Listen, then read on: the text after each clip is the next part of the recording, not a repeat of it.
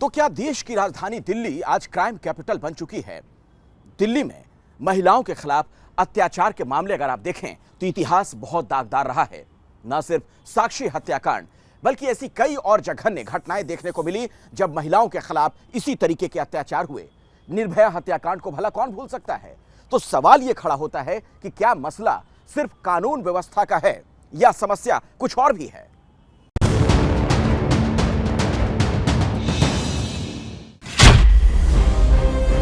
साक्षी, श्रद्धा, अंजलि,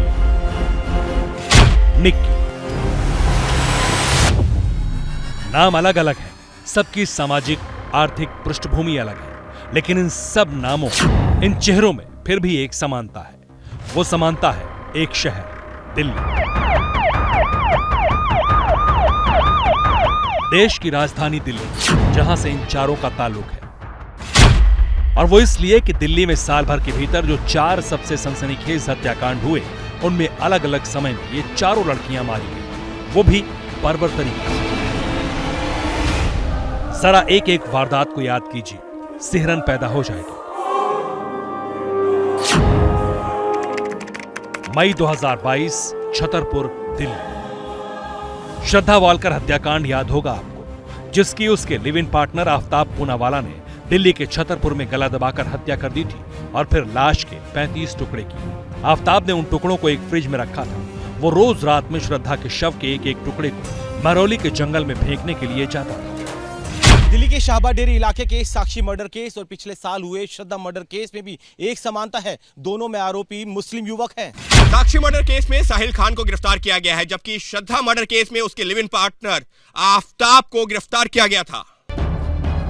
शायद इसीलिए श्रद्धा murder case की गूंज काफी दिनों तक सुनाई, लेकिन दिल्ली में ऐसे बर्बर हत्याकांड और भी हुए। जनवरी 2023, सुल्तानपुरी, दिल्ली। इन तस्वीरों को भला कौन भूल सकता है? सुल्तानपुरी के कंझावला में नए साल की रात कार सवार युवकों ने स्कूटी सवार अंजलि को टक्कर मार दी थी। उसके बाद वो अंजलि को कार से लगभग 13 किलोमीटर तक घसीटते रहे। उस वारदात में अंजलि की मौत हो गई थी। चर्चित कंझावला हत्याकांड में पुलिस ने 5 आरोपियों के खिलाफ हत्या का मुकदमा दर्ज कराया था, जबकि 2 आरोपियों को अदालत से जमानत मिल गई थी।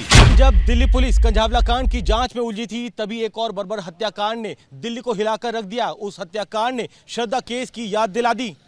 वो हत्याकांड 3 महीने पहले का है। 10 फरवरी 2023, कश्मीरी गेट, दिल्ली।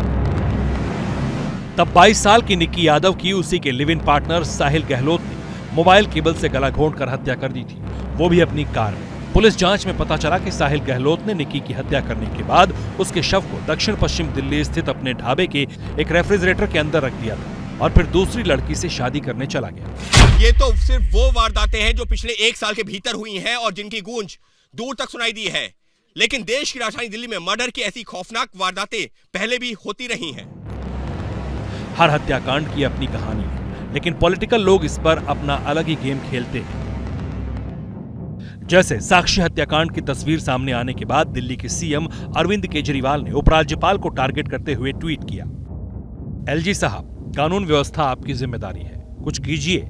दिल्ली के लोगों की सुरक्षा सबसे महत्वपूर्ण है। जी हां, दिल्ली के लोगों की सुरक्षा सबसे महत्वपूर्ण है, लेकिन इन वारदातों पर पॉलिटिकल स्कोर करने की मंशा रखने वाले अकेले केजरीवाल नहीं हैं।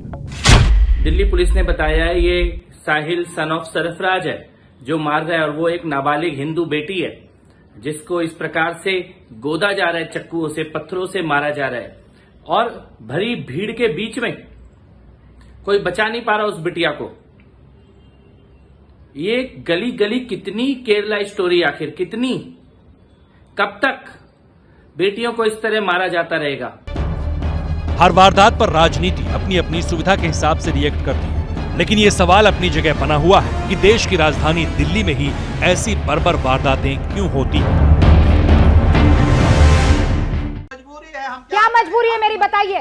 मैं अभी आपको बताती हूँ कि मैंने ओए होए होए होए, नमकीन के चटकारे लेते हुए टकटकी मार के डिबेट शो को पॉज रिपीट कर करके देख रहे हैं जोगिंदर जी। इनकी तरह आप भी देखें अपनी फेवरेट डिबेट्स को रिपीट कर, और डाउनलोड कीजिए एबीपी लाइव ऐप अपने स्मार्ट टीवी पर।